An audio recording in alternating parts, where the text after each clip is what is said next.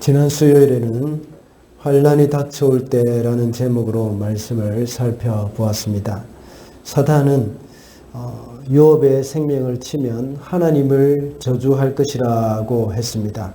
그러나 성도는 생명을 소중히 여기지만 하나님보다 더 소중하지 않다고 했습니다. 그래서 환난이 닥쳐올 때는 하나님을 향한 신뢰를 생명보다 소중히 여기라고 했습니다. 그리고 말을 조심해야 한다고 했습니다. 욥은 비록 그의 아내가 하나님을 저주하고 죽으라고 하면서 막말을 쏟아부었지만 욥은 끝까지 말로 죄를 짓지 않았다고 말씀했습니다. 그리고 환난이 닥칠 때에 인간관계를 조심해야 한다고 했습니다. 다시 말하자면 사람의 충고를 조심해야 한다는 것입니다. 욥이 아플 때 욥의 아내의 충고가 있었습니다. 그리고 욥의 친구들의 충고도 같이 있었지만 그들의 충고는 전혀 도움이 되지 않았고 오히려 욥으로 하여금 하나님과 멀어지게 하였습니다. 그들이 이렇게 잘못된 조언을 어떤 조언을 했길래 이런 잘못된 조언이라고 할 수 있을까요? 욥의 아내의 말은 내가 욥을 안다는 것입니다. 그러니까 하나님이 틀렸고 욥이 옳다는 그런 의미의 말을 한 것입니다. 반대로 욥의 친구들의 말은 우리가 하나님을 안다는 것입니다. 그러니 하나님이 옳고 욥이 틀렸다는 의미의 말을 한 것입니다. 오늘 우리가 읽은 욥기 3장은 욥의 고통에 사무친, 욥이 이렇게 고통에 사무친 그 독백이 오늘 3장에 나옵니다. 오늘 본문은 2장까지 기록된 욥의 모습과 완전히 차이가 납니다. 1장과 2장에 나타난 욥의 이 고난에 대한 의연한 자세를 취하고 있지만 3장에 들어가서는 심한 탄식을 하고 있습니다. 욥기 1장과 2장은 욥에 대한 산문체로 되어 있고 3장부터는 계속해서 운문체, 다시 말하자면 시 형식으로 되어 있습니다. 그러다가 다시 42장에 가서는 다시 산문체로 이야기체로 되어 있습니다. 그러니까 욥기에서 욥과 그의 친구들의 그 변론, 모든 이야기는 다 시 형식으로 되어 있습니다.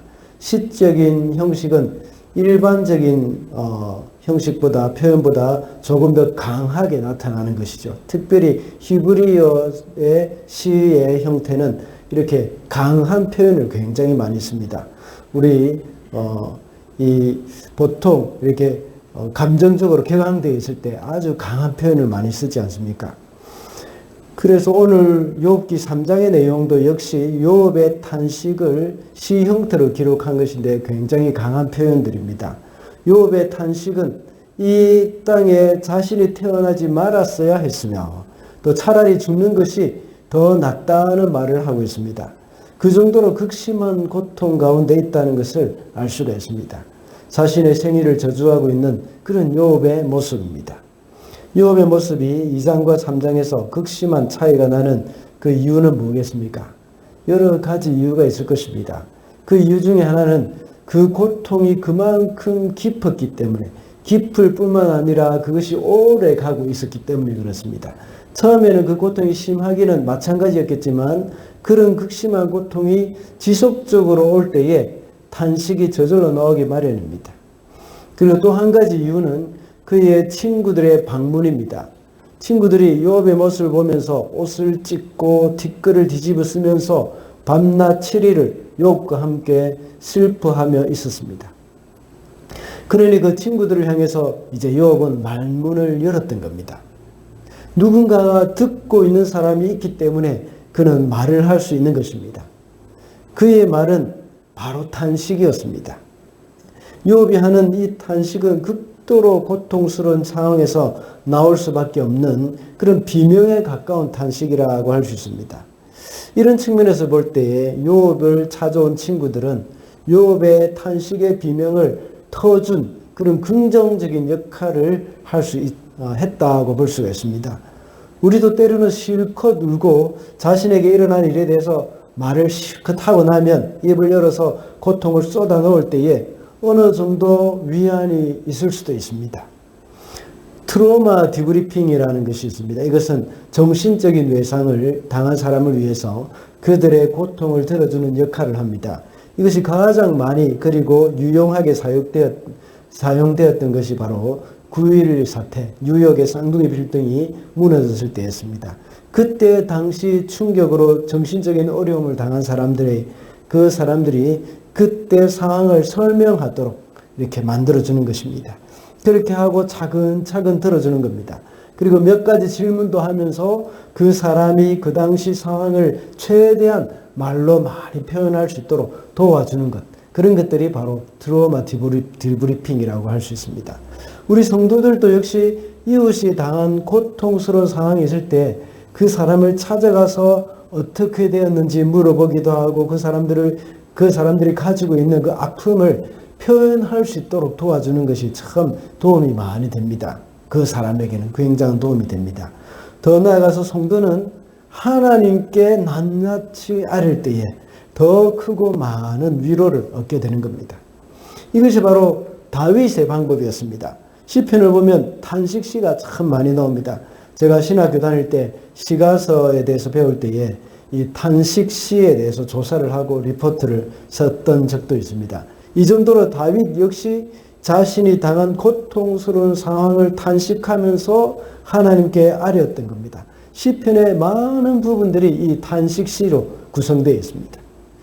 오늘 본문에서도 역시 욥이 이렇게 탄식하는 장면을 볼 수 있습니다. 그래서 오늘은 이 의로운 자의 탄식이라는 제목으로 말씀을 살펴보도록 하겠습니다. 첫째로 의로운 자의 탄식은 하나님을 의식하는 마음이 있습니다. 4절과 20절과 23절을 읽어보겠습니다. 그날이 어둠에 덮여서 높은 곳에 계신 하나님께서도 그날을 기억하지 못하셨더라면, 아예 그날이 밝지도 않았더라면. 20절입니다. 어찌하여 하나님은 고난당하는 자들을 태어나게 하셔서 빛을 보게 하시고 이렇게 쓰디쓴 인생을 살아가는 자들에게 생명을 주시는가. 23절입니다. 어찌하여 하나님은 길 잃은 사람을 붙잡아 놓으시고 사방으로 그 길을 막으시는가. 4절에서는 자신이 태어난 날에 대해서 저주를 하면서 하나님이 자신을 기억하지 못하셨더라면 좋았을 텐데 하고 말하고 있습니다. 그러면서 하나님이 자신을 기억해 주셨기 때문에 자신이 살아서 이렇게 고통당하는 그런 경험을 하고 있다 하는 그 표현을 하고 있습니다. 그리고 20절에는 하나님께서 고난당하는 자들을 이 땅에 보내셔서 고통스러운 인생을 살게 하셨다고 말씀하고 있습니다. 또 23절에서도 하나님이 길 잃은 사람을 붙잡아 놓으시고 그 길을 다 막으신다고 말하고 있습니다. 하나님은 또는 하나님께서 라고 말을 하면서 욥이 이렇게 하나님은 이렇게 말을 하면서 모든 것이 하나님 때문이라는 말로 이렇게 하는 것처럼 들릴 수도 있습니다. 이 말이 틀린 것은 아니지만 결국은 하나님이 나에게 생명을 허락하셔서 인생이 이렇게 고통 가운데 살고 있다는 것을 말하는 것입니다. 이 고통이 너무 심해서 이에 대해서 탄식을 하고 있는 것이고 이러한 고통이 계속되는 것에 대해서 의문을 제기하는 것이라고 할 수 있습니다. 지금 당한 이 현실의 고통 속에서 본인은 탄식할 수밖에 없지만 결국은 하나님의 섭리와 하나님의 그 주권을 인정하는 그러한 욥의 모습이라는 것을 여기서 발견할 수가 있습니다. 이렇게 욥은 하나님을 늘 언급을 하고 있습니다. 우리의 삶에도 역시 아무리 고통스러운 상황에 처해 있다고 하더라도 하나님을 의식하면서 살아야 합니다. 하나님이 그렇게 하셨다 하는 그런 생각입니다. 이것이 바로 하나님 안에 있는 삶의 모습입니다. 우리가 아무리 절망적인 상황 가운데 있다고 하더라도 하나님 안에 있다면 우리는 실패하거나 패배하지 않습니다. 하나님을 부르고 하나님을 의지하게 되기 때문입니다.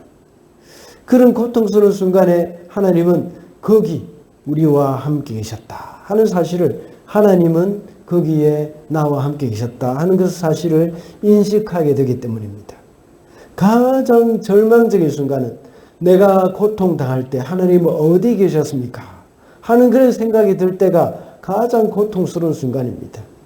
그러나 나의 고통의 순간, 아무도 없고 아내조차도 하나님을 저주하고 죽으라 하고 말하는 그 순간에도 하나님은 거기 계셨고 나를 보고 계셨다 하는 그것을 믿고 있는 사람은 살아날 수 있습니다.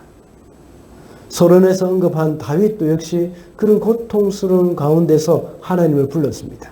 시편 22편과 43편에 보면 다윗이 하나님이 어찌하여 나를 버리셨나이까 하면서 부르짖었습니다. 그 고통이 얼마나 컸으면 하나님이 나를 버리셨다고 이렇게 절규를 하겠습니까? 그러나 다윗은 알고 있습니다. 하나님은 자신을 버리지 않으셨다는 것을 알고 있었습니다. 그래서 또다시 하나님께 소망을 가지게 되는 것입니다. 다윗의 이런 탄식시, 절망 가운데 하나님 앞에 이런 식으로 어찌하여 나를 버리셨습니까? 하고 기도를 하지만 마지막에는 하나님께 소망을 가지는 그런 시로 항상 마무리를 짓고 있습니다. 또한 시편 77편을 보면 아사프의 시에도 역시 이런 요압의 심정과 같은 표현이 나타나고 있습니다. 제가 개역개정으로 한번 읽어보겠습니다. 시편 77편 5절부터 9절까지입니다. 내가 옛날 곧 지나간 세월을 생각하여 싸우며 밤에 부른 노래를 내가 기억하여 내 심령으로 내가 내 마음으로 간구하기를 주께서 영원히 버리실까? 다시는 은혜를 베풀지 아니하실까? 그의 인자하심은 영원히 끝났는가?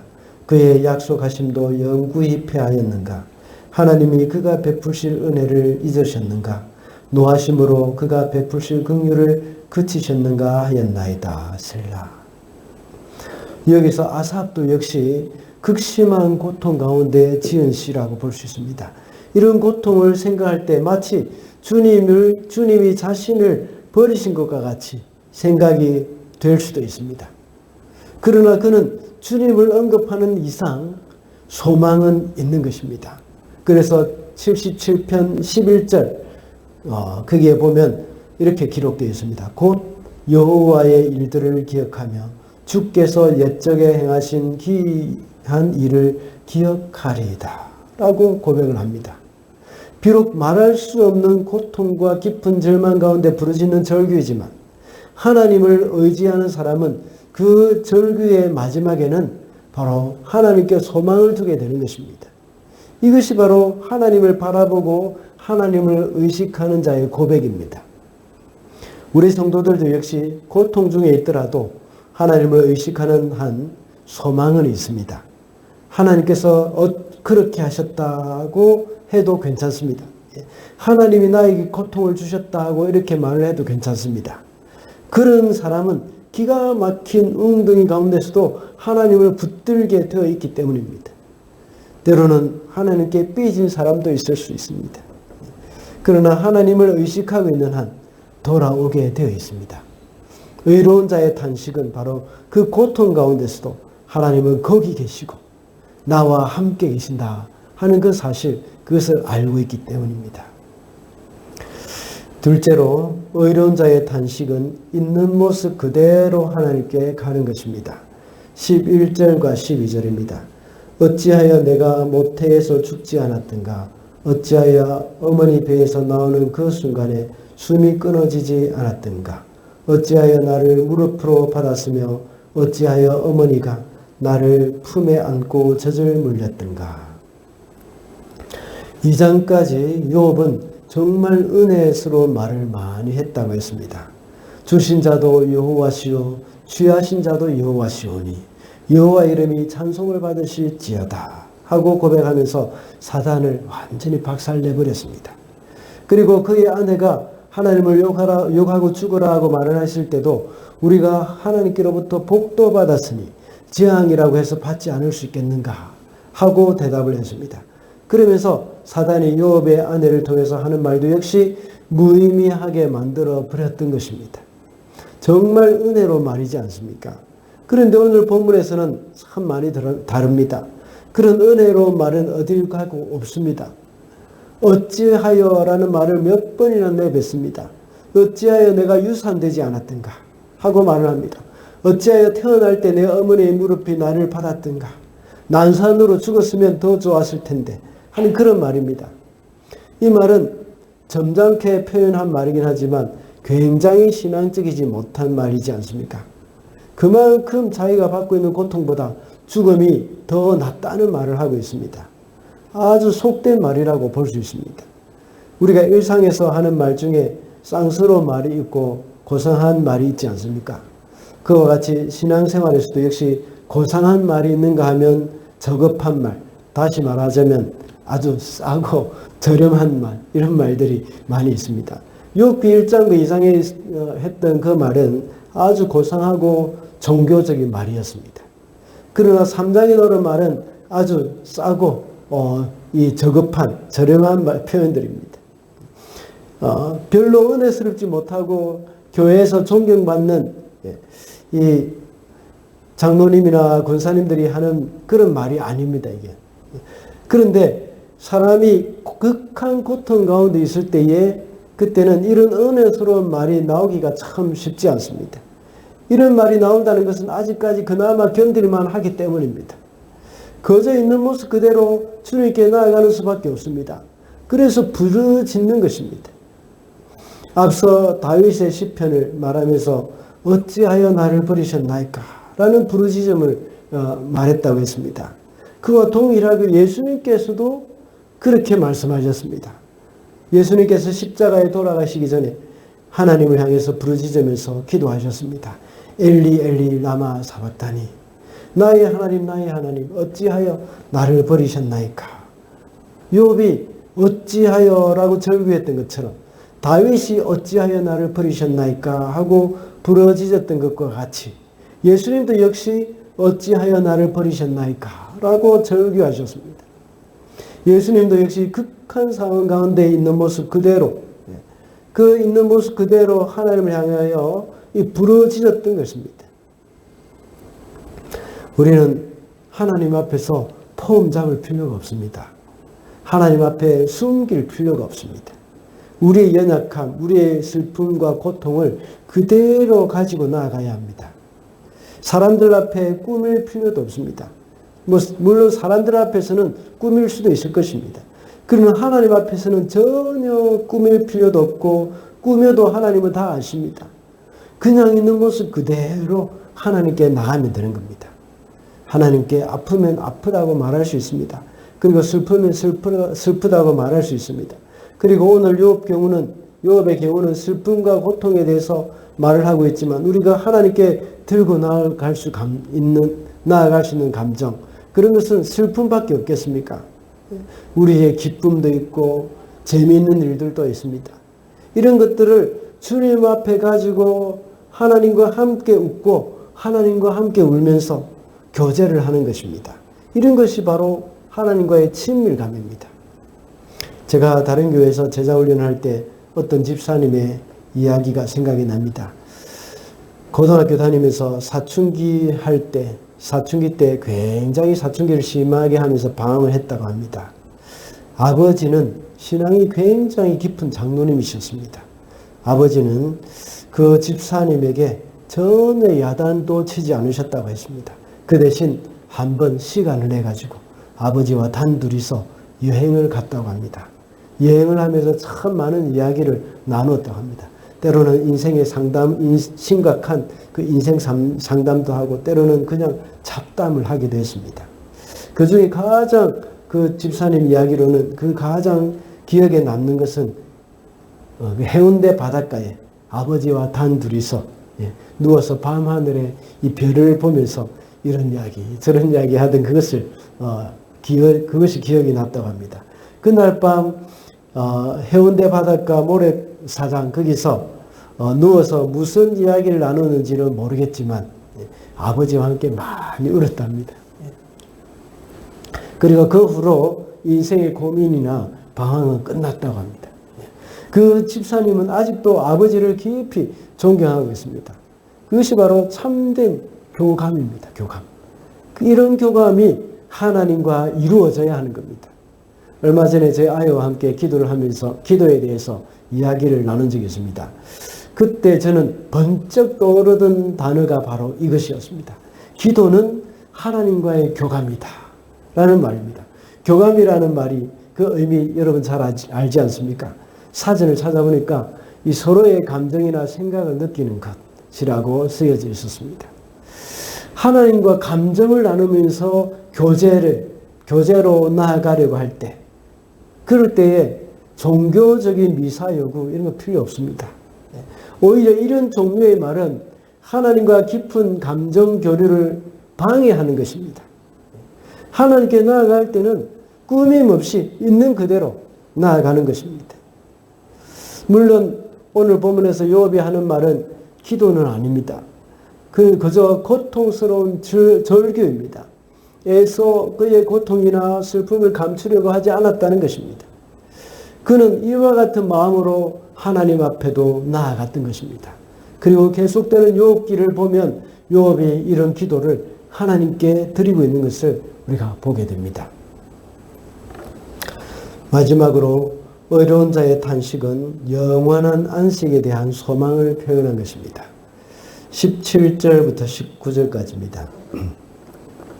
그곳은 악한 사람들도 더 이상 소란을 피우지 못하고 삶에 지친 사람들도 쉴 수 있는 곳인데, 그곳은 갇힌 사람들도 함께 평화를 누리고 노예를 부리는 감독관의 소리도 들리지 않는 곳인데, 그곳은 낮은 자와 높은 자의 구별이 있고 종까지도 주인에게서 자유를 얻는 곳인데, 요압은 자신이 태어나기 전에 죽었어야 한다고 말을 했습니다.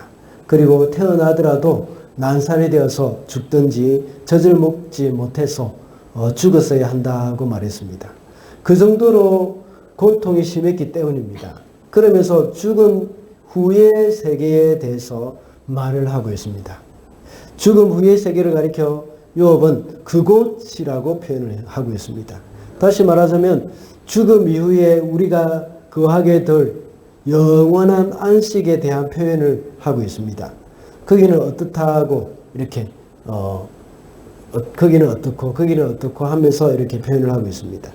거기에서는 악한 자도 더 이상 소란을 피우지 못한다고 말을 합니다. 이 말은 악한 자도 영원한 안식에 들어간다는 그 말이 아닙니다. 악한 사람들이 세상에서 소동을 일으킨 일이 그 일이 죽은 후의 세계에서는 거친다 하는 그런 표현이죠. 다시 말하자면 거기에는 이런 소란이 없을 것이라는 그런 말입니다. 또한 삶에 지친 사람들이 쉴 수 있는 곳입니다. 영원한 평화와 안식이 있고 평등이 있다는 말을 하고 있습니다. 이 땅에서 당하는 고통으로 인해서 영원한 안식을 동경하고 있다는 그런 의미라고 볼 수 있죠. 때로는 이와 같이 우리의 삶 가운데 찾아오는 여러 가지 고난은 성도로 하여금 영원한 본향을 사모하게 만듭니다. 불신자들은 고통이 오면 지금 내가 살고 있는 여기가 지옥인데 이보다 더한 지옥이 어디 있냐고 이렇게 말을 합니다.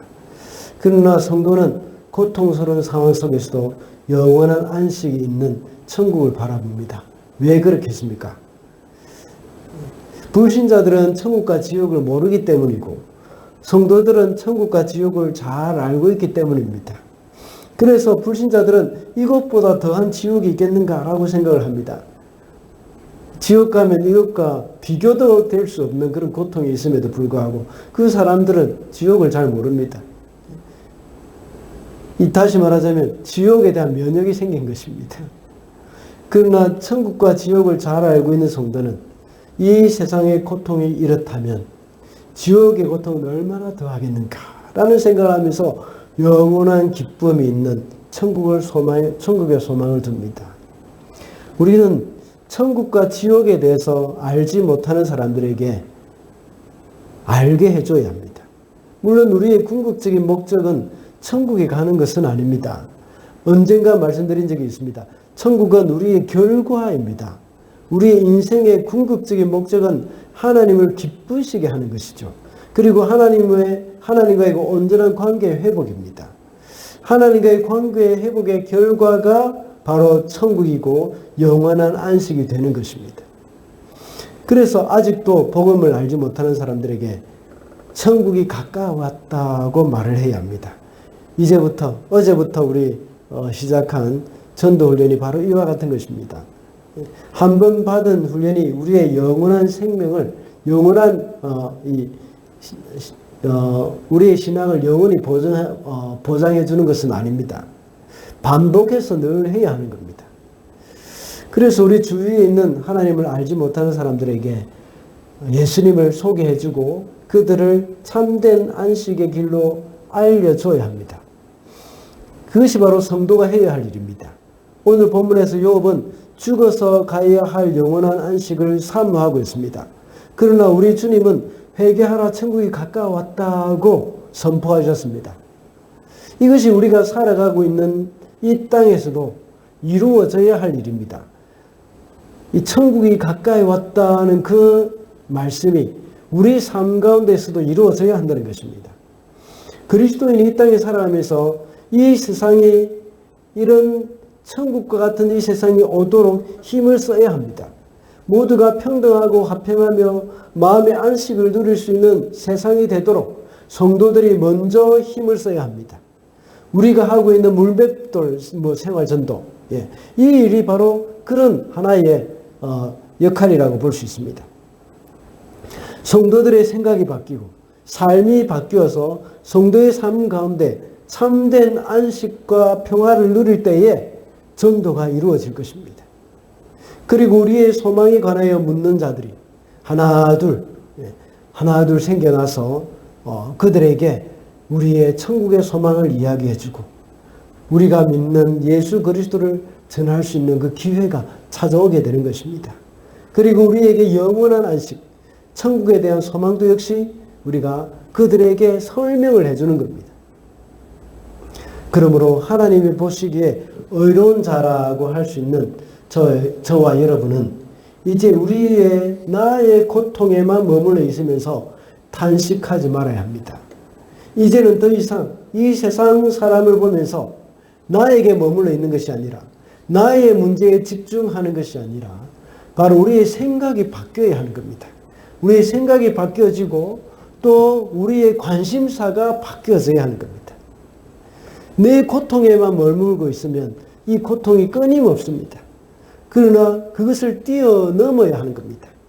이제는 이 세상을 바라보면서 탄식하는 그 하나님의 마음을 가져야 하는 것입니다. 하나님을 알지 못하고 마귀의 종으로 고통당하는 그들의 고통을 보면서 탄식하시는 그 하나님 아버지의 마음, 그것을 가지고 그 세상 사람들에게 가야 하는 겁니다. 그래서 그리스도 안에서 참된 안식을 누릴 수 있도록 세상 사람들을 섬기는 그러한 우리들의 모습이 되어야 하는 겁니다. 말씀을 맺겠습니다. 오늘은 의로운 자의 탄식이라는 제목으로 말씀을 살펴봤습니다. 의로운 자의 탄식은 하나님을 의식하는 마음이 있다고 했습니다. 그리고 의로운 자의 탄식은 있는 모습 그대로 하나님께 나아가는 것이며 영원한 안식에 대한 소망이 있다고 했습니다. 우리는 이 땅에 있을 동안에 욥과 같은 극한 고난은 없겠지만 물론 있는 분들도 있을 수도 있습니다. 그러나 매일 크고 작은 고난이 있는 삶입니다. 이런 고난이 있어도 우리가 능히 이길 수 있는 것은 그 고난 가운데 우리 주님이 함께 하시고 그것을 통해서 더 깊이 하나님께 나아갈 수 있기 때문입니다.